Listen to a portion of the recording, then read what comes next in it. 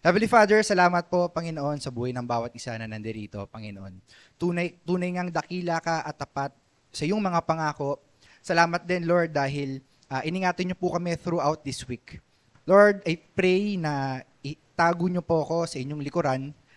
Ikaw lamang maitaas. Remove every pride in me, Lord. I'm just your messenger.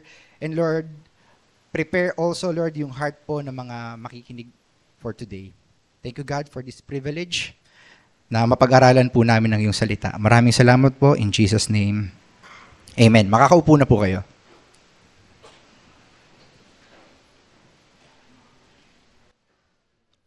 Tragedy. Pag sinabing tragedy na genre, pagdating sa mga novel, movies o series na ating pinapanood, kadalasan tumatalakay ito sa mga tragic events. Kadalasan pangit yung ending niya, either namamatay yung bida o di kaya namamatayan yung bida dito sa story na ito. One example ng isang tragic na movie para sa akin ay itong Hachi. So, sino nakapanood na nito? Hachi.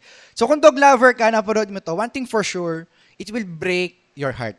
Naalala ko noon, pinanood namin to ng family ko nung binata pa ako. Ako, si Mami, si Daddy, si Jam, si JP. Sa Mami ko pa lang, ubus na tissue. Naalala mo yan, ma? Grabe, sobrang heartbreaking talaga nito. Next is yung Up. Though magandang ending nito, no, but somewhat tragic siya kasi nga dito makikita natin kung bakit naging grumpy old man itong si Carl. Ayun, yung namatay yung kanyang asawa. No, sa mga nakapanood na, you know what I mean. Then next, Titanic. Hindi ako fan itong movie na to, hindi rin naman ako fan ng romance movie, pero ayon sa research ko, isa daw ito sa may pinakamaraming pinaiyak na mga manonood, even up to this time. Yung mga Gen Z na nakakapanood nito, laging napapaiyak daw sa dulo nitong story. So bakit ko nga ba sinasabi o pinapakilala o ini-introduce sa inyo itong mga tragic na movies na ito? Kasi po, ang ating pag-aaralan for today, ang Genesis 37, isa rin pong tragic na chapter sa Bible na muling na-assign sa akin.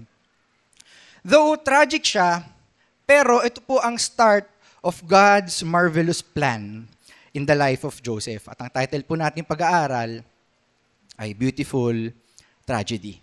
So bago tayo dumako sa mga event dito sa story na ito, alamin muna natin kung sino yung mga characters. So una, si Joseph. So sino si Joseph? Siya ang paborito at unang anak ni Jacob kay Rachel na pumanaw na. No, namatay na po si Rachel, napag-aralan po natin yan last Sundays. Then si Jacob at ang bago niya pangalan ay Israel. Then, si Reuben, panganay na anak ni Jacob kay Leah at pang-apat ay si Judah.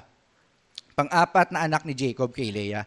Pero meron din po tayo dito na ma-encounter sa chapter na ito na mga unnamed characters. Sila po ay tinawag na brothers of Joseph. So for the sake of our study, alamin natin kung sino itong brothers of Joseph.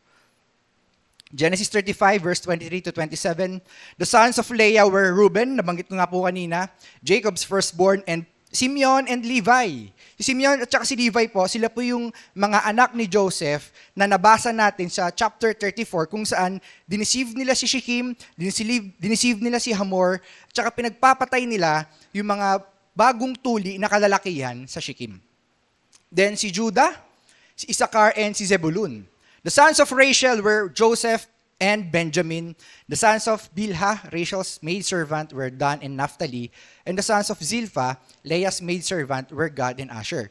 So si Bilhah po at saka si Zilpah, sila po ay mga concubines ni Jacob. So for the sake of our study din, i-cross out na po natin dito si Benjamin regarding sa mga involved dito sa chapter na ito. As per the Bible scholars, masyado pa pong bata si Benjamin para magpastol. Later on, makikita natin na ang mga kapatid ni Joseph ay nagpapastol. And makikita rin po natin sa mga darating pang chapters, darating na Sunday ng ating pag-aaral, na si Benjamin po ay talagang mahal ng kanyang kuya na si Joseph. So tara po, alamin na natin kung ano ba nangyari dito sa chapter na ito. So mga kaganapan, unang-una, ang pinagmulan ng kanilang inggit. Makikita natin na nagsimula ito sa inggit. No, yung galit nila ay nagsimula sa inggit. Basahin natin verses 2 to 4. These are the generations of Jacob. Joseph, being 17 years old, was pasturing the flock with his brothers. He was a boy with the sons of Bilhah and Zilpah, his father's wives. And Joseph brought a bad report of them to their father. Verse 3, Now Israel, si Jacob po, loved Joseph more than any of his other sons, because he was the son of his old age, and he made a robe of many colors. But when his brothers saw that their father loved him more than all his brothers, take note, they hated him and could not speak peacefully to him. Next naman, makikita natin kung paano palalalain ng panaginip ang kanilang galit. Verse 5, Now Joseph had a dream, and when he told it to his brothers, they hated him even more. Bakit kaya? Bakit kaya mas lalong silang nagalit kay Joseph? Sabi ni Joseph, eto, he said to them, Hear this dream that I have dreamed. Behold, we were binding sheaves in the field, and behold, my sheaf arose and stood upright, and behold, your sheaves gathered around it and bowed down to my sheaf. Sabi ng mga kapatid niya, Are you indeed to reign over us, or are you indeed to rule over us? So they hated him even more for his dreams and for his words. Kung babalikan po natin yung mga nakaraang pag-aaral natin, nakababatang kapatid po nila itong si Joseph. So para sa kanila, sa kanilang mga kuya, itong kapatid nila na bunso, niyayabangan sila. Teka, toy, bata-bata bupe. Gusto mo ba pagharian kami? Gusto mo bang pamahalaan kami? That's why they hated him even more and for his words. Then next, ito po bang nangyari. Verse 9, Then he dreamed another dream and told it to his brothers and said, Behold, I have dreamed another dream. Behold, the sun, the moon, and the 11 stars were bowing down to me. But when he told it to his father and to his brothers, his father rebuked him and said, What is this dream that you have dreamed? Shall I and your mother, which is napumanaw na nga po si Rachel, and your brothers indeed come to bow ourselves to the ground before you? And his brothers were jealous of him, but his father kept the saying in mind. Kung babalikan natin, iba't ibang kaaganapan po ito. Yung nakita natin sa verse 2 na nag-report siya sa kanyang ama na may kalokohang ginagawa ang kanyang mga kapatid. Sa verses 3 and 4 na discover nila na si Joseph pala ang paborito ng kanilang tatay. Yung first dream and yung second dream, iba't ibang kaganapan po ito. It didn't happen overnight. But makita na rin natin dito ang kinauuwian ng mga event na to, pagkamuhi o mas lalong pagkamuhi ng mga kapatid ni Joseph sa kanya, which shows us na namumuhay sila sa galit. Question, intention ba ni Joseph na siya ang maging paborito ni Jacob? What do you think? Intention nga ba ni Joseph? Though tahimik ang Bible regarding this, kung talaga bang sinasadya niyang umak na para bang pabibo, para maging mapansin siya ng tatay niya, siya yung maging favorite. At tahimik din ang Bible kung talagang mabait lang talaga si Joseph. Pero alam niyo po, trustworthy po si Joseph at loyal. Kaya po siya paborito ni Jacob, in which nakita po natin sa verse 2. Hindi siya nag-cover up dun sa wrongdoings ng kanyang mga kapatid, bagkus sinabi niya ito sa kanilang ama. And makita rin natin, isa pang reason kung bakit favorite ni Jacob si Joseph, madadaanan natin later on sa verse 13 to 14. Makikita natin na siya ay masunurin. And lastly, the very obvious reason kung bakit favorite ni Jacob itong si Joseph. Dahil siya, ang panganay niya, kay Rachel. At sino si Rachel? Si Rachel ang pinakamamahal niyang babae na pumanaw na. One thing for sure, each and every time na nakikita ni Jacob si Joseph, it reminds him of Rachel. That's why Joseph is his favorite son. Next question, ginusto din niya ba magkaroon ng panaginip? Siyempre hindi. Walang tao ang nakakaalam kung kailan tayo mananaginip o hindi. Totoo lang, di ba? May mga times na nananaginip tayo, may mga times na hindi. Pero if you'll ask me, ang intention po ni Joseph kung bakit niya sinabi itong mga panaginip na to sa kanyang ama at sa kanyang kapatid, ay meron pong halong kayabangan. Meron siyang tinatawag nating unmindful, youthful boasting. Base sa ating text, ilang taon po si Joseph? 17. Sino rito mga 17 years old? Pakitaas ang kamay. 17? Grabe to. O, yung masama magsinungaling bro ha. Hindi, joke lang. So tuloy tayo. So bilang teenager, bilang 17, lahat ng mga parang bago sa atin, gusto natin yan, kinukwento natin yan. Naalala nyo pa yung mga teenage years nyo na may umamin sa inyo na crush kayo? Malamang sa malamang, kinamento nyo sa tropa yan, uy, crush ako ni ginto bro. Crush ako ni ganyan. Tapos naalala nyo pa yung mga panahon na Pasko, bago umabot kayo ng 1,000 pesos na napamaskuhan, di ba tuwa kayo ikwento yung napamaskuhan nyo, uy, magkano na napamaskuhan mo? Ako, umabot ako ng 1,000. Parang ganun. Hindi naman intention talaga magyabang, pero the way we speak during those teenage years of ours, para tayo nagyayabang. Kung baka proud lang tayo kasi parang bago sa atin eh. Kay Joseph, ganun din. Siguro bago sa kanya yung panaginip na, uy, yung mga sheaves ng kuya ko, nagbabow down sa akin. Uy, yung sun, moon, tsaka yung 11 stars, nagbabow down sa akin. Kukwento ko sa kanila to. Kuya, daddy, ganyan. Nanaginip ako, yung mga sheaves nyo raw, nagbow down sa sheaves ko. Makikita natin dito, insensitive siya, tsaka impulsive. Hindi niya inassess kung ano bang magiging reaction muna nung kanyang mga listeners. To the point na nayabangan sa kanya yung mga kuya niya. Di ba? Kaya nga po sa verse 10, nirebuke siya ni Jacob eh. Sabi niya, teka lang, ano ba sinasabi mong panaginip niyan? Tigil-tigilan mo yan. Kami, luluhod sa'yo. 17 years old ka, ako amam mo. Ito, mga kuya mo, pamamahalaan mo kami. Tapos paghaharian mo kami, okay ka lang. Parang ganun dating, no? Ina-exaggerate ko lang, pero parang ganun po yung dating para ma-picture out natin sa ating mind. Pero alam niyo po, itong dream na ito ni Joseph ay hindi siya basta dream. It is a God-given dream. It is a prophecy to be exact. And sa mga darating na linggo, kung di pa darating ang Panginoon, may encounter natin kung paano ma-fulfill itong dreams na ito ni Joseph. So, balansin ko lang ho, no? Hindi ho lahat ng panaginip ay laging galing sa Diyos. So, sa mga misis na narito, kung kayo po ay managinip mamaya na nangangaliwa ang asawa ninyo, huwag niyo pong awayan pagkagising niyo, ha? Kung sabihin niyo, sinabi sa akin ni Lord sa panaginip, may iba ka daw eh. O, hindi ho laging gano'n, no? Balansin lang ho natin. So, okay, tuloy po tayo. Ito po yung next na nangyari dito sa chapter na ito. Pinuntahan ni Joseph ang kanyang mga kapatid. And we can read it in verses 12 to 17. Basahin po natin. Now his brothers went to pasture their father's flock near Shechem. And Israel, si Jacob, said to Joseph, are not your brothers pasturing the flock at Shechem? Come, I will send you to them.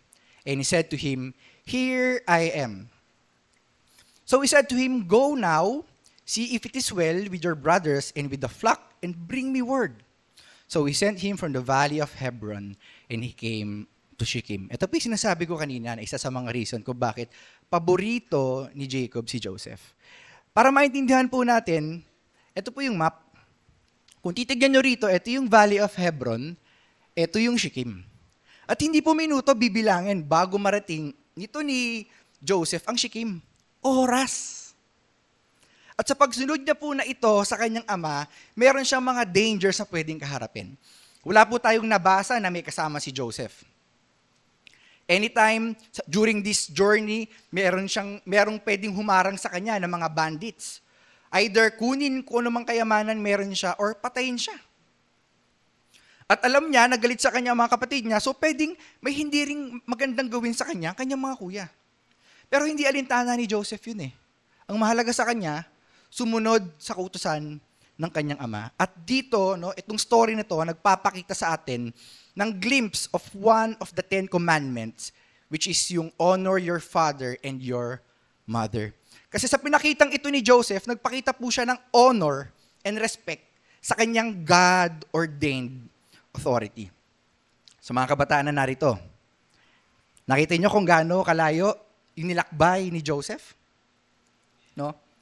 Matuto tayong gumalang sa ating mga magulang. Mas pahalagahan natin ang pagsunod sa kanila kasi yung sa pag-ML natin. No? Feeling kabataan. No? Yung pag-ML nyo, hindi na pala ako nag-ML. O yung pag-CCOD nyo. Remember, it is the commandment of God to honor and respect them. So, maliwanag tayo doon, mga kabataan. Okay. So, tuloy tayo. Ito yung next na nangyari. So, si Joseph, nakarating na ng Shechem. Verse 15, and a man found him wandering in the fields. And the man asked him, what are you seeking? I am seeking my brothers, he said. Tell me please where they are pasturing the flock. And the man said, they have gone away, for I heard them say, let us go to Dothan. So Joseph went after his brothers and found them at Dothan. So eto na naman, may panibago na naman siyang paglalakbay. Hindi ko lang ilagay dito, pero pag tinignan niyo po, yung Shechem papuntang Dothan ay malayo rin po. No, oras din po ang bibilangin para marating ito ni Joseph. Pero mas malayo yung Valley of Hebron papuntang Shechem. Pero hindi niya alintana yun eh. No? In his mind, gusto ko ma-obey yung aking ama. God gave Joseph that grace, that gift of being an obedient child. Then eto na. So pinuntahan na nga ni Joseph ang kanyang mga kapatid doon sa Dothan at ito ang sunod na nangyari. Ang planong pagpatay kay Joseph. Verse 18 to 20. Nakita ng mga kapatid niya si Joseph na parating na sa kanila. Ito ang nangyari. They conspired against him to kill him. Yun lang naman. Dahil naiinggit sila dito kay Joseph, dahil meron silang leveled up na pagkamuhi kay Joseph, gusto nila siyang patayin. Grabe, di ba? Kapatid mo, papatayin mo. Ibang klase. Verse 19, then they said to one another, here comes this dreamer. O sa ibang translation, here comes the dreamer. Kung sa Tagalog siguro, eto na, si Boy panaginip. Verse 20, patayin natin siya. Tapos itapon natin siya sa isa sa mga pit dyan. Tapos sabihin na lang natin na kinain siya o nilapa siya ng isang fierce animal. Tapos take note nyo po, nakalagay dito. And we will see what will become of his dreams. So eto po, itong verses na ito, ay nagpapakita kung ano ba talaga yung reason bakit nagalit yung mga kapatid ni Joseph sa kanya. Hindi po yung inggit, no? Hindi po yun. Nainggit sila kay Joseph kasi siya ang paborito anak, hindi. Ang pinaka nakapagpagalit sa kanila, yung dream. Na ayaw nilang tanggapin na itong kanilang kapatid na nakababata, time will come, will rule over them, and will reign over them. So ayun yung plano nila, patayin natin siya. No, tignan natin yung panaginip niya kung mangyari pa. Pero, hindi nangyari. Hindi nangyari yung plano nilang pagpatay kay Joseph dahil si Reuben, ang panganay, umentra. This is what happened. But when Reuben heard it, he rescued him out of their hands, saying, let us not take his life. Verse 22, and Reuben said to them, shed no blood, throw him into this pit here in the wilderness, but do not lay a hand on him. Bakit na sinabi to? That he might rescue him out of their hand to restore him to his father. So, intention ni Reuben na iligtas talaga itong kapatid niya na si Joseph. Which shows us na pinahahalagahan niya si Joseph and he cares for him. Unlike any of his brothers. Pero somewhat mapapaisip tayo rito eh. So bakit nga ba hindi na lang sinabi ni Reuben na huwag nyo nang galawin si Joseph, makipag-bonding na lang tayo sa kanya. Huwag na nating saktan, huwag nyo nang ihagis dun sa pit. Mapapaisip kayo na pwede nang sabihin yon. Siya ang kuya. Di ba? Pero alam niyo po, I believe, and some scholars believe as well, kung bakit hindi ito sinabi ni Reuben. Dahil ang kanyang mga kapatid ay namumuhay sa galit. At dahil dun sa galit na yon, sarado na ang kanilang isip, sarado na ang kanilang puso. What do you think will happen kung sabihin nga ito ni Reuben? One thing for sure, baka si Reuben napatay din. Though kuya siya, pero ang dami niyang kapatid eh. At yung mga kapatid na to, namumuhay sa galit. To the point na willing silang pumatay ng kanilang kapatid. Si Joseph nga, na paboritong anak ng kanilang tatay, kayang-kaya nilang patayin eh. E paano pa kaya yung kuya? Diba?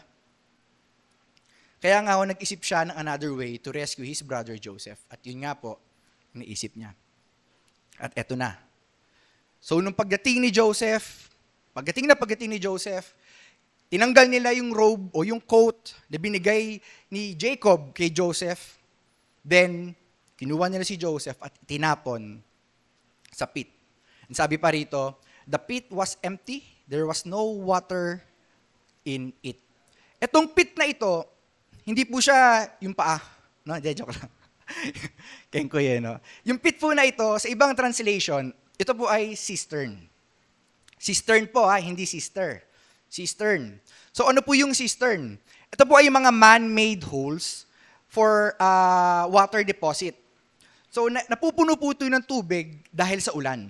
At yung tubig na nandito ay ginagamit para paliguan yung mga livestock na pinapastol at saka painumin sila. And sa time na ito, walang tubig. Yung pit o yung cistern na pinaghulugan nito ni Joseph. At hindi po ito basta normal na hukay lang. Mataas po ito at malalim. Parang kagaya po nitong nasa ating picture. Now, what do you think will happen kung ang isang tao ay ilalaglag sa ganyang kataas na hukay? Though tahimik ang Bible, pero one thing for sure, without divine intervention, malamang sa malamang, injured. No, injured itong si Joseph. At para sa mga kapatid niya, wala lang ito. Dahil next verse shows us na nagawa pa nilang kumain. Verse 25. Then they sat down to eat. Matapos silang gawin yon, pagplanuhang patayin si Joseph, itapon si Joseph dun sa pit. Nagawa pa nilang kumain. Grabe, diba? Hindi, wala man lang conviction. Uy, okay na. Mission success tayo na turuan natin ng leksyon ng kapatid natin. Tara, kumain na tayo. Diba? Grabe ang puso ng tao eh. Then this happened. And looking up, they saw a caravan of Ishmaelites coming from Gilead with their camels bearing gum, balm, and myrrh on their way to carry it down to Egypt. Verse 26, eto na, may mako-convict na. Then Judah said to his brothers, what profit is it if we kill our brother and conceal his blood? Come, let us sell him to the Ishmaelites, and let not our hand be upon him, for he is our brother, our own flesh, and his brothers listen to him. So dito makikita natin na one thing for sure, kaya pumayag na ang mga kapatid ni Joseph kay Reuben na ihagis si Joseph sa pit o sa cistern. Ang perspective nila, mamamatay din si Joseph doon sa cistern na yon. Kasi hindi naman nila alam na may plano pala si Reuben na iligtas si Joseph, di ba? According to the Bible scholars, ang tingin nila rito, Joseph will die not by their own hands, but by starvation. Kasi walang tutulong kay Joseph doon eh. It is a wilderness, di ba? Sinabi doon sa verse kanina, it is a wilderness. Meaning walang tao doon, hindi siya dinaraanan ng tao, ginagamit lang yung area na yon sa pagpapastol. At ang mga nagpapastol lang doon ay yung mga anak ni Jacob because it is their territory as well. Pero, nakita natin na convict si Judah. No? Kinikilo siya na sa ng Diyos. Teka, parang mali yata itong ginagawa namin. Ito na lang gawin natin. Huwag na natin siyang patayin, no? Benta na lang natin siya sa mga Ishmaelites. Pero somewhat parang sablay pa rin. Pwede niya naman sabihin na, ahon na natin siya, uwi na natin, naturuan na natin siya ng leksyon eh. Di ba? Pero alam niyo po, yung mga ibang Bible scholars, naniniwala sila na ang perspective nito ni Judah ay kagaya ng kay Reuben. No? Kagaya ng kay Reuben na ayaw nilang ipagtanggol si Joseph kasi nga, baka pat sila mapatay. So, ito po yung next na nangyari. Verse 28, Then Midianite traders passed by, and they drew Joseph up and lifted him out of the pit, and sold him to the Ishmaelites for 20 shekels of silver. They took Joseph to Egypt. So if you notice, sabi kanina, Ishmaelites. Then biglang naging Midianite traders. So biglang naging Ishmaelite na naman. Hindi po ito inconsistency sa Bible, kagaya ng sinasabi ng mga critics and ng mga ibang atheists. No, hindi po ito ganoon. So para maintindihan natin, ito po yan.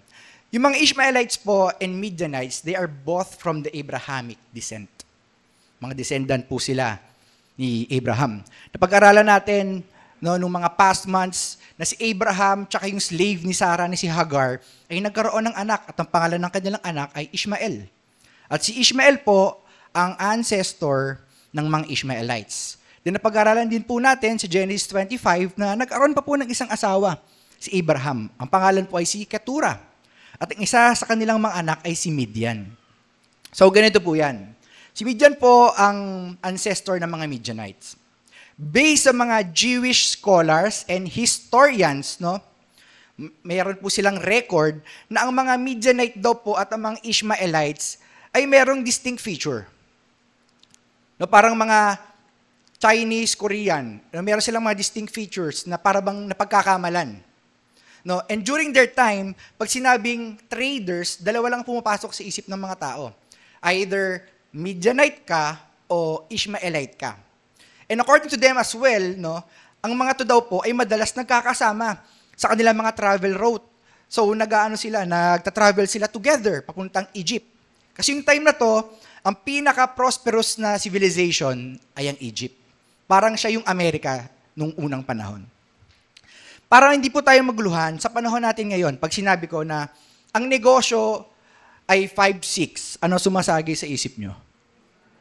Bombay o mga Indiano. So, ganun po yun. Hindi po ito inconsistency sa Bible, kundi po it is a cultural thing. Interchangeable po yan. Pwede kong tawagin yung Midianite na Ishmaelite, pwede kong tawagin na Ishmaelite din yung Midianite. So, tuloy po tayo. Ito po yung last na kaganapan na nangyari. Ang resulta ng kanilang galit. So, binenta na nila si Joseph sa mga Ishmaelite. And ito po yung next na nangyari. Nagluksa ang kanilang kuya na si Reuben. When Reuben returned to the pit and saw that Joseph was not in the pit, he tore his clothes. Yung pagtutor po ng clothes, it is a cultural thing na nag-express sila ng grief, sadness, and pain. And what happened next? Pumunta po si Reuben sa kanyang mga kapatid and said, "The boy is gone, and I, where shall I go?" Saan ko siya hahanapin? Wala dito si Joseph. Noon nag-grieve siya, nagluksa siya, kasi nga, yung plano niya, palpak. Akala niya, pagpunta niya dun sa pit, nandun pa si Joseph, pero wala na pala. Next, nagluksa si Jacob, ang kanilang ama. Pero bago po magluksa si Jacob, mapapansin natin dito sa mga verses na ito, si Jacob po ay na-Jacob, no? Si Jacob po ay niloko rin ng kanyang mga anak, kagaya ng panloloko niya kay Isaac at saka sa kanyang kuya na si Esau. Basahin natin, verse 31. Then they took Joseph's robe and slaughtered a goat and dipped the robe in the blood. And they sent the robe of many colors and brought it to their father and said, "This we have found. Please identify whether it is your son's robe or not." Verse 33, and he identified it and said, "It is my son's robe. A fierce animal has devoured him." Joseph is without doubt torn to pieces. Then Jacob tore his garments and put sackcloth on his loins, nagsisimbolizes ng mourning, and mourned for his son many days. All his sons and all his daughters rose up to comfort him. But he refused to be comforted and said, "No, I shall go down to Sheol or to the afterlife to my son mourning." Thus his father wept for him. Grabe, no? Dahil sa galit, nagawa nilang lokohin ng kanilang ama. Dahil sa galit, ito resulta, yung kanilang ama, nag-grieve. Wala tayong papansin na umamin sa kanilang magkakapatid eh. Kasi dawit-dawit sila sigurado. Talaga nagtatakipan sila ng mga butas nila. Huwag yung sasabihin kay tatay na tayong may pakana niyan, madadamay tayo dyan. Baka magalit sa atin si tatay. Walang ganun eh. Walang nakonsensya. Pero itong next na naapektuhan sa pangyaring ito, makikita natin yung kanyang conviction. Yan. Lumayas si Judah. Wala to sa chapter 37, sa 38 natin ito makikita, verse 1. Basahin natin. About this time, yung time na nagluluksa ang kanyang ama na si Jacob, Judah left home. O sa ibang translation, Judah left his brothers. Bakit? Hindi niya matake yung konsensya na nakikita niya yung kanyang ama na nagsasuffer dahil sa ginawa nila. That's why he left home. Kita nyo? Dahil sa kanilang galit, ano nangyari? Nagluksa yung kuya nila na si Reuben, niloko nila at nagluksa ang kanilang ama na si Jacob, at ang kanilang kapatid na si Judah, lumayas. Hindi ho basta-basta ang pamumuhay sa galit. No? Kasalanan ho ito. And it will ruin our very character. Now, question. Bakit kaya inalaw ng Diyos na mangyari ito sa pamilya ni Jacob at kay Joseph per se? Bakit kaya? Alam niyo kung bakit? Ito yung sagot. To the praise of His glorious grace. Pangit na nga yung nangyari, to the praise of His glorious grace pa rin. Yes. You know why? Because during this time, God is with Joseph and is currently breaking him to prepare him kung paano siya gagamitin sa ikalaluwalhati ng pangalan ng Diyos. Kaya mga kapatid, whether pangit man o hindi ganun kagandahan ang nangyari sa buhay mo, remember, may pagtuturo po dito ang Diyos. Now, out from this tragic chapter, anong matututunan natin na life lesson? So, unang-una, pag-inggit, pikit. Meron tayong famous na kasabihan ngayon na nakikita ko sa social media and ginagamit ng ibang mga kabataan. Pag-inggit, pikit. Alam niyo yun? Pagkasabi sa katabi mo, pag-inggit, pikit. Ako nag-agree ako dito sa saying na to, lalo kung Kristiyano tayo. No, pag tayo nakaramdam ng inggit, pikit agad, pray agad. Lord, tulungan mo ako na huwag mainggit dito sa taong ito kasi hindi ito nakakalugod sa'yo. Kasi honestly, no, real talkan lang tayo. There are times na unconsciously, may pumapasok na inggit sa mga puso natin. Tama? May mga times na pag nakita natin si ganito, si ganyan, napapasana all tayo. Diba? Lahat tayo rito, nakaramdam tayo ng inggit in one way or another. Pero ano ba sinasabi ng Bible regarding sa inggit? Proverbs 14:30. A heart at peace gives life to the body, but envy, yung pamumuhay sa inggit, rots the bones. Totoo. Kung tayo po ay namumuhay sa envy, it will rot us. It will ruin us. No? Yung way of thinking natin, the way we act to that certain person, and the way we speak to that person, ay iba. Nagagalit tayo dun sa tao na wala namang ginawang masama sa atin kasi naiinggit tayo sa kanya. Yun lang naman. Diba? But you know guys, just think of it. Whether Christian o non-Christian nung taong kiniinggitan natin, hindi naman tayo dapat mainggit sa kanya eh. Sabihin na natin, Christian nga. No. Bakit ka maiinggit sa kapatiran? Kapatiran yun. And it is God's decision to bless that person. Lord siya, ganyan siya Ganun yan, ganito siya. Bakit hindi ba alam ng Diyos yun? Kasi kung question natin, yung blessing na natanggap ng isang kapatid sa pananampalataya, para na rin natin kinwestiyon ang Diyos. Kasi ang Diyos ang nagkaloob sa kanya noon, di ba? You get the point? O sabihin natin, non-Christian naman. Sabihin natin yung mga vlogger na yan. Kasi as per my study, marami daw mga kabataan ngayon, pag tinanong, ano pangarap mo sa buhay paglaki mo? Maging vlogger, maging YouTuber, maging professional gamer. Kasi nakikita natin, para bang nagbubunga yung mga ginagawa nila sa career nila. Maraming pera sa pag naging YouTuber ka, sumikat ka, pag naging pro gamer ka, maraming pera. Pero bakit ka mainggit sa kanila kung wala silang relasyon kay Jesus? Diba? You have Jesus. You have a relationship with God, the one true God, and you have the gift of salvation. That's why very clearly sinabi rin sa Proverbs. Wait lang. Ayun. Di katok pala no? So anyway, going back. Proverbs 23:17. Let not your heart envy sinners, but be zealous for the fear of the Lord all the day. Yung mga tao na makasalanan, huwag daw natin kainggitan. Kundi mag-focus tayo sa fear of the Lord, kung paano tayo makakasunod sa kanyang salita, kung paano tayo makakalakad ng may katuwiran, paano natin malalakaran yung kanyang will over our life. Ito po, reminder lang again.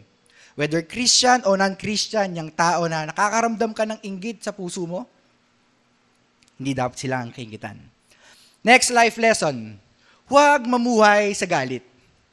Ang pamumuhay po sa galit, honestly speaking, it will blind us. Kagaya po na nangyari sa mga kapatid ni Joseph. They are blinded by hate to the point they're willing to kill their own brother. Kaya po clearly sinabi po ni Apostle Paul sa Ephesians 4 verses 26 to 27, In your anger, do not sin. Pause muna tayo. Hindi po porkit nagalit tayo, nagkasala tayo. No? Linawin ko lang ho. Nagagalit tayo pag meron tayo nakikita mga injustices sa paligid. Nagagalit tayo kapag may hindi ginawang tama sa atin, niloko tayo, or even sa mga mahal natin sa buhay. Pero ang kabilin-bilinan ni Paul, do not sin. Huwag tayong magkasala, huwag tayong manakit, huwag tayong gumanti, o kung anumang form ng kasalanan yan. And sabi niya pa rito, do not let the sun go down while you are still angry. Meaning, kung meron kang galit sa puso mo, huwag mo hayaan na magstay yung galit ngayon sa puso mo ng matagal. How do we do that? Prayer. Ang galit po, mahirap matanggal yan. No, mahirap matanggal yan. Lalo kung ikaw ang ginawa ng masama, tapos yung taong gumawa sa'yo ng masama ay tinuturing mong special sa'yo, ang hirap po niyan. Wala naman akong ginawa sa taon to.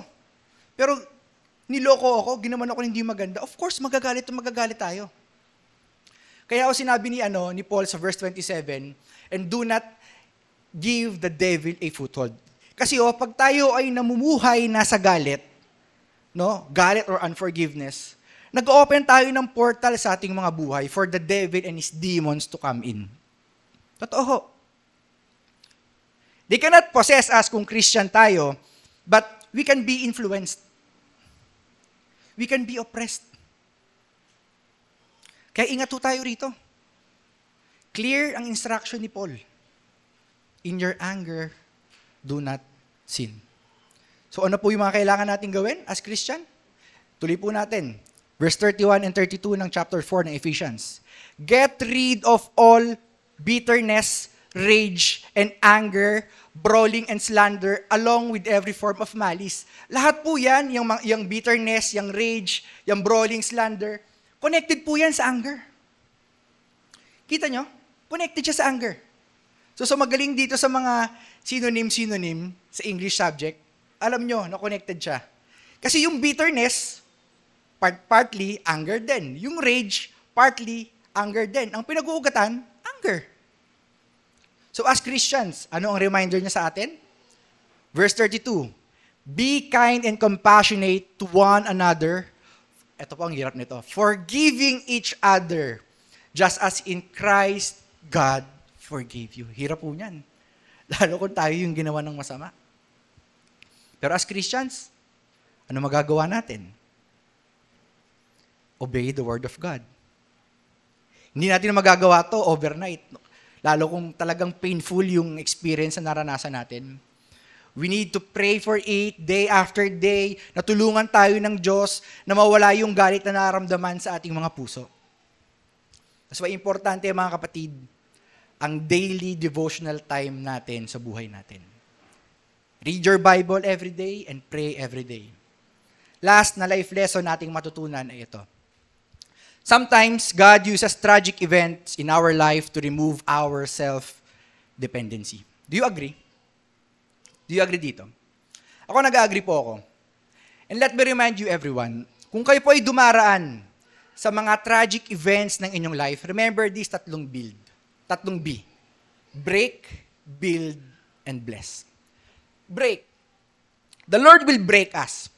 He will remove every sin sa life natin, any unwanted habit sa life natin, whether pride yan or self-dependency, the Lord will break us.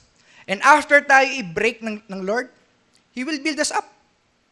Ayusin niya tayo muli. At pag naayusin na tayong muli, He will bless us for the praise of His glorious grace. Kagaya po ng nangyari kay Joseph at mangyayari pa kay Joseph. Kasi during this time sa ating pag-aaral, nasa breaking stage po itong si Joseph. Pero later on, as weeks pass by, kung hindi pa darating ang Panginoon, makikita natin how the Lord will build him up to be one of Egypt's greatest ruler. And makikita natin how the Lord will bless him and how the Lord will use him para sa ikalalawalhati ng kanyang pangalan. Let me share you po yung quotation na nagawa ko nung inaaral ko po ito. God's breaking is meant to build us up according to His will, then to bless us to be used according to His purpose. So matatapos na po tayo. Alam niyo po, itong event na nangyari na ito dito sa chapter 37, itong pangyayaring ito kay Joseph, ito po ang start of God's preservation plan sa family line ni Jacob in accordance to the Abrahamic covenant. Kasi sa mga darating na Sunday, makikita natin na magkakaroon ng matinding famine. And ito yung start ng way ng Lord, tragic start to preserve His people. Alam nyo, sa ating mga Kristiyano, meron din pong nangyari sa atin na isang beautiful tragedy. Alam niyo po kung ano yun? Yung beautiful tragedy na nangyari, na meant for us. That is when Jesus, the Son of God, came here on earth to be the atoning sacrifice para magkaroon tayo ng kapatawaran sa harapan ng Diyos. Imagine nyo, Diyos ang gumawa ng way para magkaroon tayo ng kapatawaran. At Diyos ang gumawa ng lahat ng way for our relationship with Him to be restored. Gaano ka-tragic? Ito lang naman, no? He is God in the heaven realms, yet pumunta siya dito sa wicked world na ito. From divine royalty to a human son born in a manger. Inigit sa lahat, ganito kasaklap. Turn your Bible sa Isaiah 53. Babasahin natin verses 2 to 10. Basahin natin sabay-sabay. Kung andun na kayo, pakisabi amen. Verse 2, kalooban ng Panginoon na lumago ang kanyang lingkod. Gaya ng tanim na lumalago at naguugat sa tuyong lupa. Wala siyang kagandahan o katangiang makakaakit sa atin para siya ay lapitan. Inamak siya at tinakwil ng mga tao, dumara siya ng mga sakit at hirap. Tinulikuran natin siya, hinamak, hindi pinalagahan. Ang totoo, tiniis niya ang mga sakit at mga kalungkutang dapat sana tayo ay dumadanas. Ang akala natin, pinarusahan siya ng Diyos dahil sa kanyang mga kasalanan. Verse 5, ang totoo, sinugatan siya dahil sa ating mga pagsuway, binugbog siya dahil sa ating mga kasamaan. Ang parusang tiniis niya ang naglagay sa atin sa magandang kalagayan. Praise God. At dahil sa mga sugat niya, ay gumaling tayo. Tayong lahat ay parang mga tupang ligaw. Bawat isa sa atin ay gumawa ng nais nating gawin. Pero siya ay pinurasahan ng Panginoon ng parusang dapat sana ay para sa ating lahat. Inapi siya at sinaktan pero hindi man lang dumaing para siyang tupang dadalhin sa katayan para patayin o tupang gugupitan na hindi man lang umiimik. Hinuli siya, hinatulan at pinatay. Walang nakaisip isa man lang sa mga salinlahi niya na pinatay siya dahil sa kanilang mga kasalanan. Na tiniis niya ang parusang dapat sana ay para sa kanila. Para sa atin.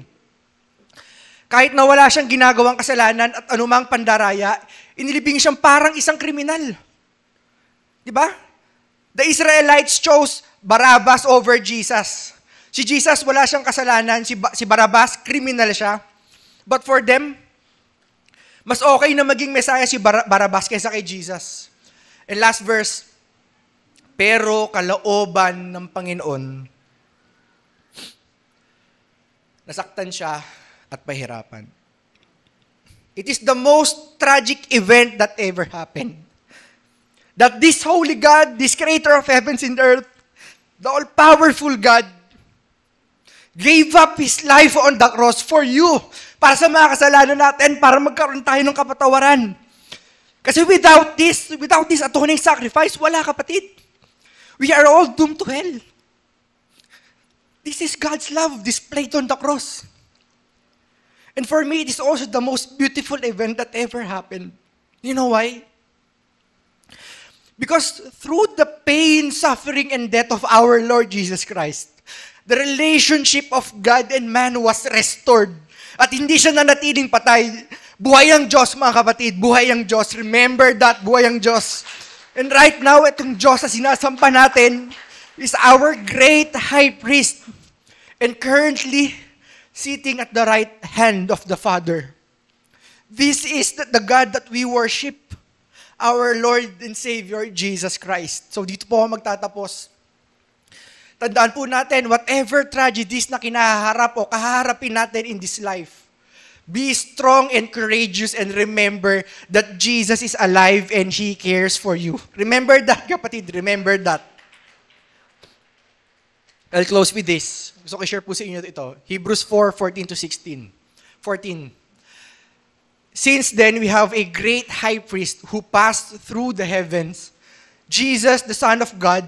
Let us hold fast our confession, for we do not have a high priest who is unable to sympathize with our weaknesses, but one who in every respect has been tempted as we are, yet without sin.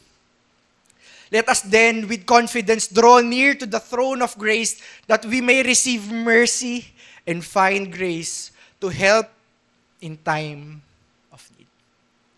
This is our God, this is our Lord, this is our Savior, the King of Kings and the Lord of Lords, the one true God, Jesus Christ. Palakpakan natin ng Diyos.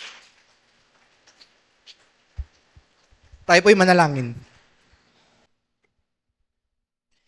Panginoon, salamat, Lord, sa katotohanan ng itinuro mo sa amin.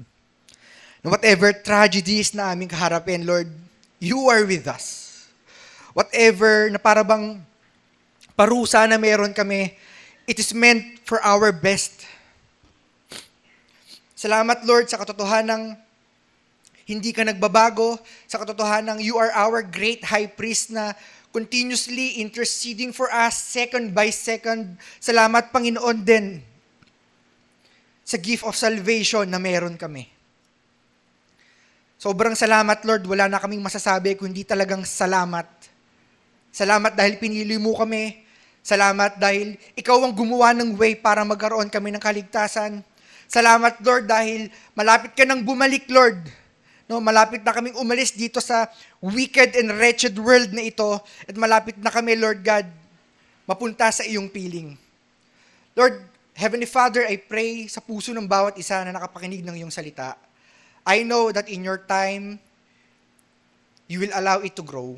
And Father, I also pray sa bawat isa na narito, may you bless them, God. May your anointing be upon them. Holy Spirit, may you give them the desire to know Jesus above all. At may you give them the desire as well to commune with you day after day. Maraming salamat po, Panginoong Yesus. And we carefully bring you back all the glory and praise in Jesus' name. Amen.